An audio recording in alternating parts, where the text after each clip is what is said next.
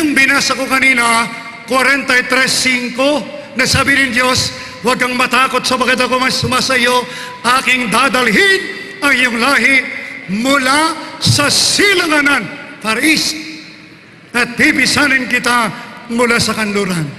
Dito yung mga anak ng Diyos. Ito yung Iglesia ni Cristo lumitaw sa Pilipinas. Ano sabi ng Diyos na gagawin natin, mga kapatid?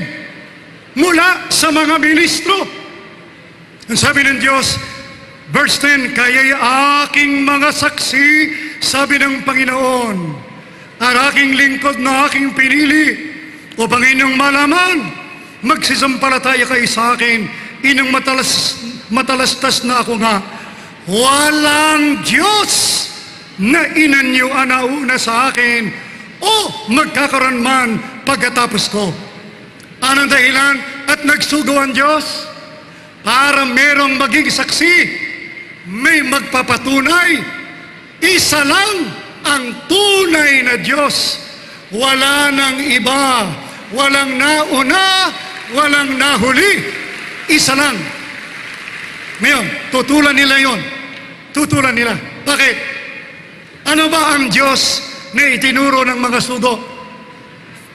Yung mga naunang sugo.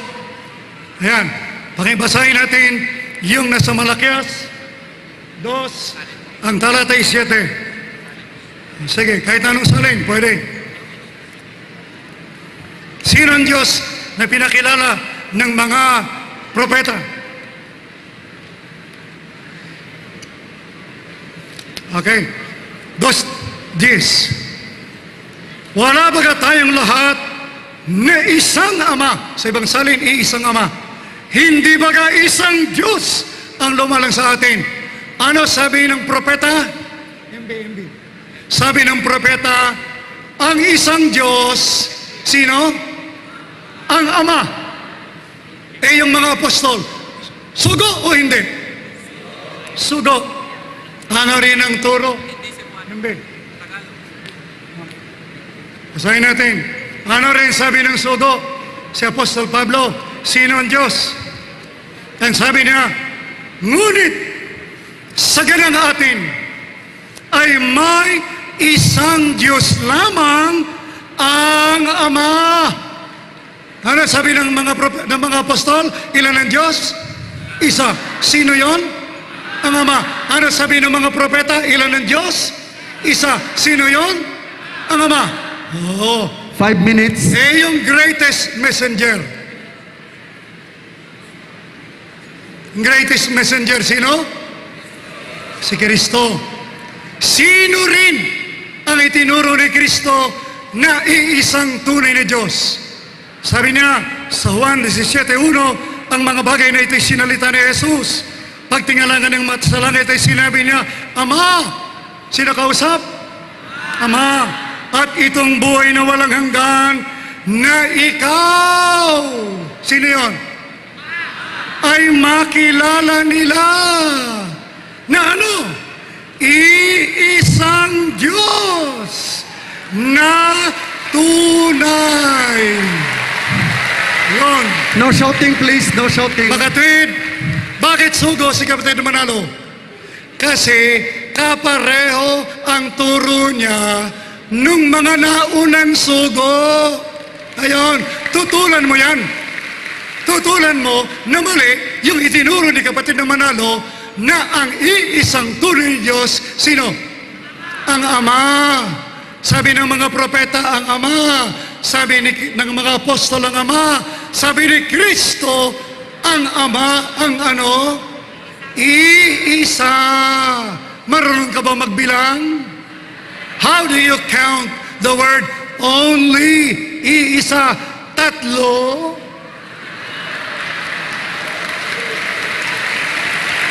Oh, siguro, bakit kinakailangan sa mga huling araw na ito, last days, magsugo ang Diyos? Sa Juan 17:25, sabi ni Kristo, Amang banal, hindi ka nakilala ng sanglibutan. Ang sanglibutan hindi kilala kung sino ang tunay na Diyos. Kaya nagsugo ang Diyos kahit ngayon. Mga kapatid, sino ang Diyos na itinuro ni kapatid na Manalo? Ang Ama ba? O, tutulan mo ngayon yan. Kalaban ka ng turo ng mga propeta, ng turo ng mga apostol, ng turo mismo ni Kristo. Huwag namang magagalit yung mga kaibigan nating Katoliko. Ano ba ang kanilang aral ukol sa tunay na Diyos? Kaya hindi sugo yung mga tao na yan. Pasensya na kayo. Last 2 minutes. Basahin natin The Faith of Our Fathers by James Gibbons. In this one God, there are 3 persons, the Father, the Son, and the Holy Ghost. Ilan daw? 3 persons. Tatlo raw sa isang Diyos. Sabi ba ni Kristo yun, tatlo? O isa lang? Ngayon, mangangatwiran sila. Maiintindihan kaya nila yan? Yung Father Smith instruction. Hindi tayo nagbibintang, ha? Father Smith instruction. God and myself. God and myself. Aklat Katoliko yan. Ano sabi nila sa kanilang aral sa Trinity? The Trinity is a wonderful mystery. No one understands it. The most learned theologian, the holiest pope, the greatest saint, all are mystified by it as the child of 7. Yung bata na 7 taong gulang, hindi maintindihan. Sabi nila, no one understand it. Kahit sila na nagtuturo sa inyo, kahit pare, kahit papa, kahit santo, hindi maiintindihan yung aral na yan. Bakit? No shouting, please. Bakit? No shouting. Bakit kayo pumapayag, mga kababayan namin Katoliko? Bakit kayo pumapayag na tanggapin yung aral nilang yan sa Trinity? Sila mismo ang sabi ng pare, no one understands it. 5 seconds.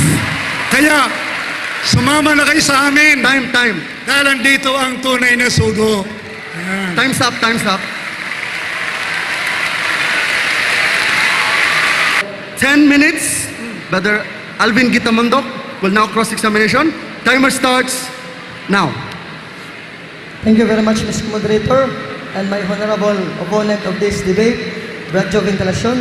Thank you. My first question is, I have observed what you have said for the last 5 minutes. My question is, what is our topic to be discussed now and to be debated? The Holy Trinity or Felix Manalo is the messenger of God in the last days? Which of the two is our proposition to be debated? The Holy Trinity or Felix Manalo, the last messenger of God in the last days? One minute ha. Okay, I will wait. Ang premise ko ganito. Ang Diyos nagsusugo. Yung mga sinugo niya, magpapakilala kung sino ang tunay na Diyos. Malakias 2:7. So, Please. okay. Please. Kaya, I went into that so I could establish my proposition that Brother Felix Manalo is a messenger because he taught the same God taught by the early messengers. Ganon. Okay, proceed. I understand the proposition. Okay, let's now proceed to the next question. Okay, all right. Next question. You quoted Malakay 2:7. Sinabi dito ng Malakias 2:7, sapagkat ang mga labi ng saserdote ay mga ingat ng kaalaman at kanilang marapat hanapin ang katusan sa kanyang bibig, sapagkat siya ang sugo ng Panginoon ng mahakbo.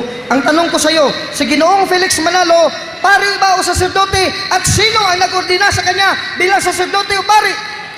Sino ang nag-ordina kay Felix Manalo na saserdote o pari ng Diyos na sinugo ng Ama sa Malakias 2:7? Sagot. Pari ba siya? Kung pari siya, sino ang nag-ordina sa kanya ang nagpadala bilang pari? Please answer, Brad Joe. Thank you, thank you. Okay, let's now listen to the response, please. Ang haba naman ng tanong. Okay. Yung Malakias 2:7, yung priest dyan, mga Levites, tanggap mo yan, alam ko yan. Yung mga Levites, ganito. Ang tinatanong mo, kung si kapatid na Felix Manalo bilang ministro ay meron bang nag-ordina? Ang sagot ko, walang nag-oordina sa nagsimula ng gawain. Halimbawa, si Juan Bautista, walang nag-ordina. Okay. Talagang yung mga sugo, di ba katapos? Yung mga sugo na nagsisimula ng gawain, hindi sila nag-oordina. Katunayan, si Juan Bautista, ang binautismuhan niya, sino? 1 minute. Okay. Si Kristo. Next question. Pero hindi siya binautismuhan Okay. ni Kristo. 1 minute has passed. Okay, Okay. next question. Yun ang sagot ko. Mas mahaba yung sagot mo. That I will excuse you. Next question.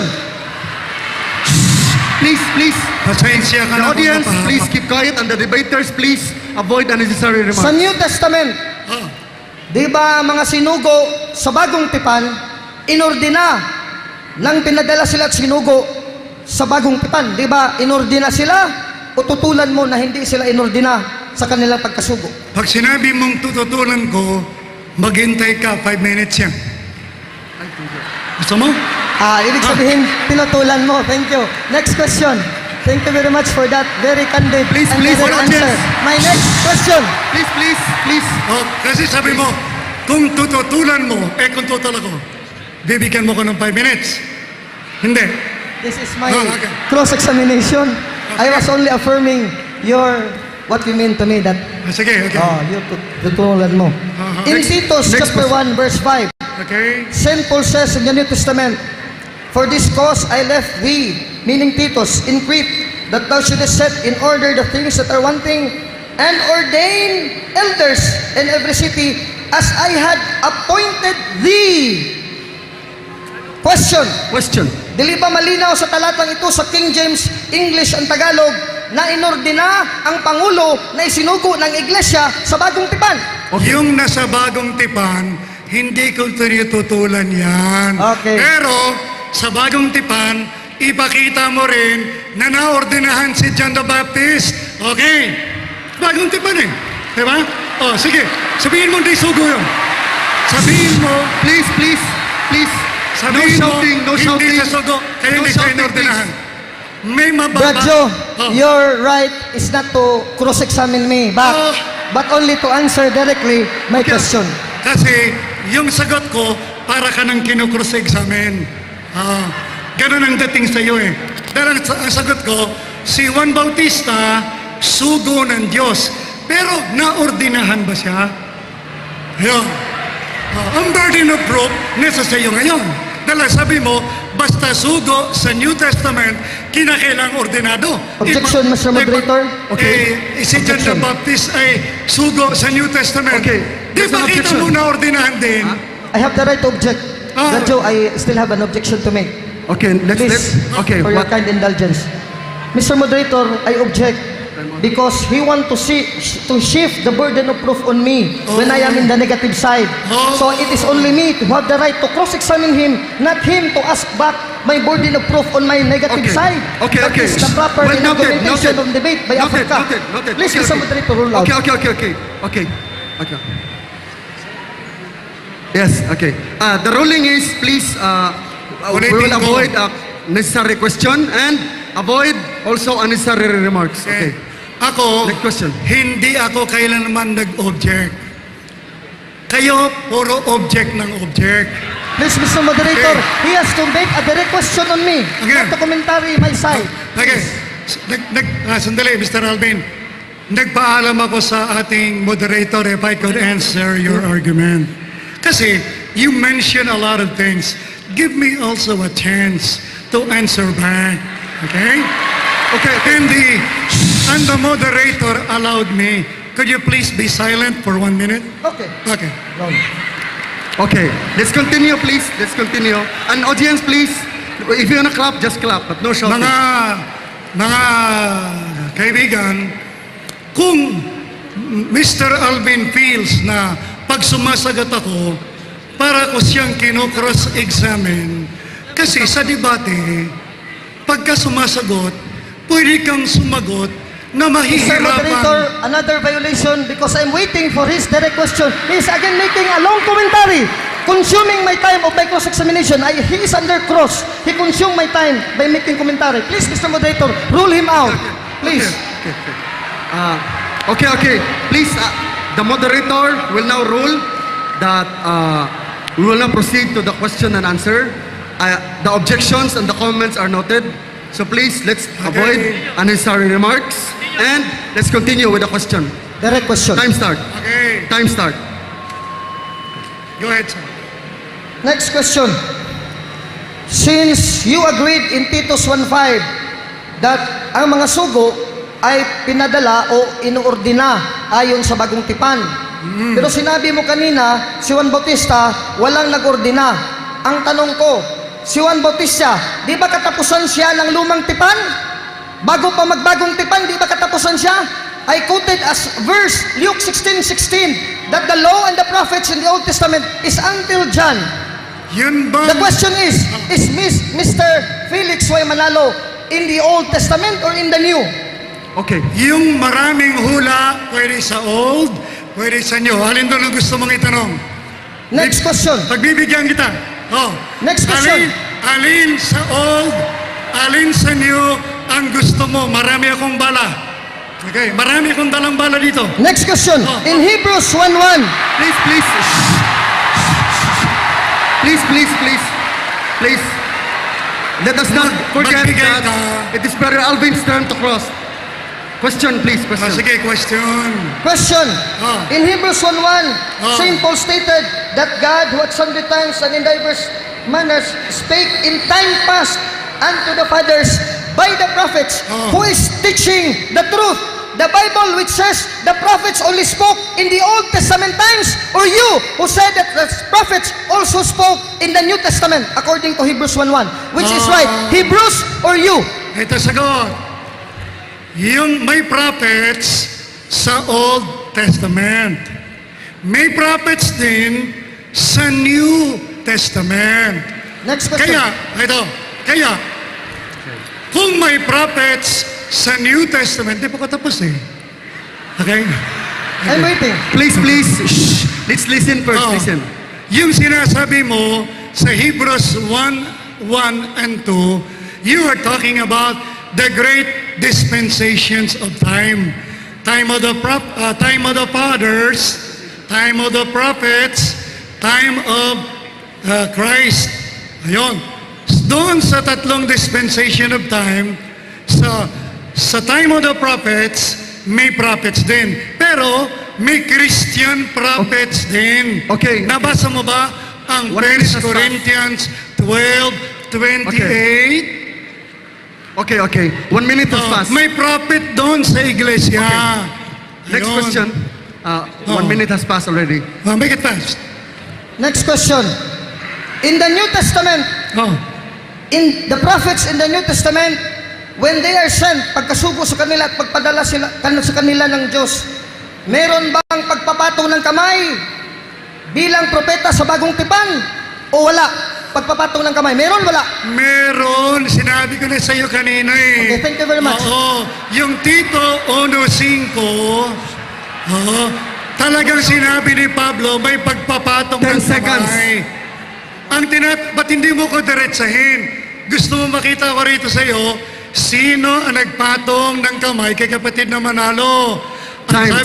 Ang sabi Time. ko, Time. Sorry. Next question. Oh, no, time. 10 minutes already passed.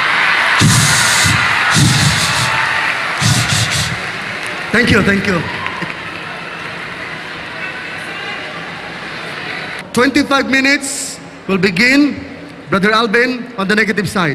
Start. Thank you very much, Mr. Moderator, and my honorable opponent, Brad Joe Ventilacion. He was saved by the bell. Kasi time na. Kasi ang susunod ko na tanong, sa 1 Timothy 4:14, St. Paul says, neglect not the gift that is in thee, meaning to Timothy, which was given thee by prophecy, ibig sabihin, New Testament prophets, with the laying on of the hands of the presbytery, in the Douay-Rheims version, of the priesthood, laying on of hands of the priesthood. That is where I would connect Felix Y. Manalo, because he was using Malakay 2:7, in which earlier I quoted and asked him the question, is Mr. Felix Y. Manalo a priest? Saserdote ba siya o pari?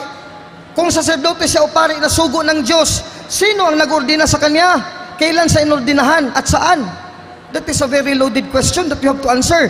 And Brad Joe Ventilacion has failed to answer my question. Ang kanyang palusot, patunog, si Felix Manalo daw, katulad ni San Juan Bautista. Si San Juan Bautista ba? New Testament prophet? Hindi po. He was the last prophet of the Old Testament. He was the last prophet of the Old Testament. I have read in Matthew 11:10 to 12, and in Luke 16:16 to 17. John the Baptist is the greatest among the sons of women on earth. And the law and the prophets is until John the Baptist. After John the Baptist, who is now the true prophet sent by God from heaven, from God the Father? Hebrews 1:1 to 2. It is not Felix Y. Manalo. It is Jesus Christ. Because in Hebrews 1:1, the prophets spoke in old times, not in the New Testament times, but in old times. Kasi bakit pa magsusugo ang propeta sa lumang tipan kung nandyan na ang anak ng Diyos na si Kristo na magsusugo sa pamamagitan ng kanyang iglesia na kanyang tinatag sa Mateo 16:18-19 at Mateo 28:18-20.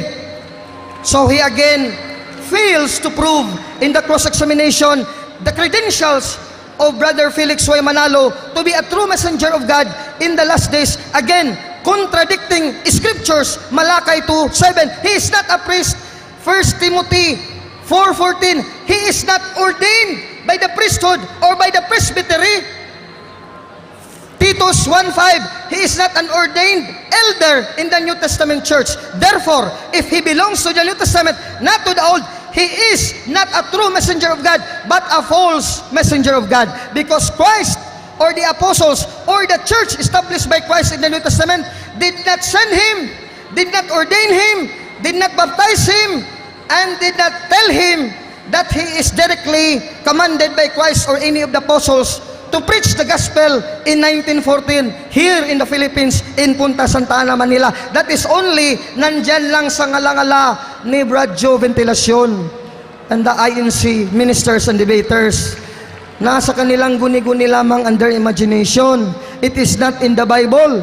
Because in the Bible, ang pagpadala o ang paging sugo, he quoted John 17:3, and I doubt why, if his son is quoting John 17:3, why is it that he did not notice na ang nagpadala ang Diyos? Ang Diyos Ama. Ang pinadala ng Diyos Ama, direkta, sino? Si Felix Manalo ba? Hindi, si Kristo. John 17:3, that they may know you, the only true God, and Jesus Christ, whom you have sent. Si Kristo na ang pinadala ng Diyos Ama sa bagong tipan para sa buong mundo.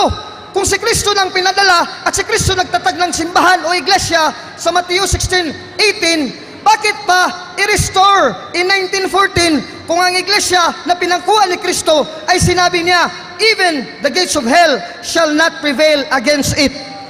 Therefore, the argument of our venerable brethren, the Iglesia ni Cristo ministers and debaters, crumbles again into dust against the light of the truth of the Bible, as I have read here in scriptures. And they told us in their Pasugo magazine, never speak when the Bible does not speak about it.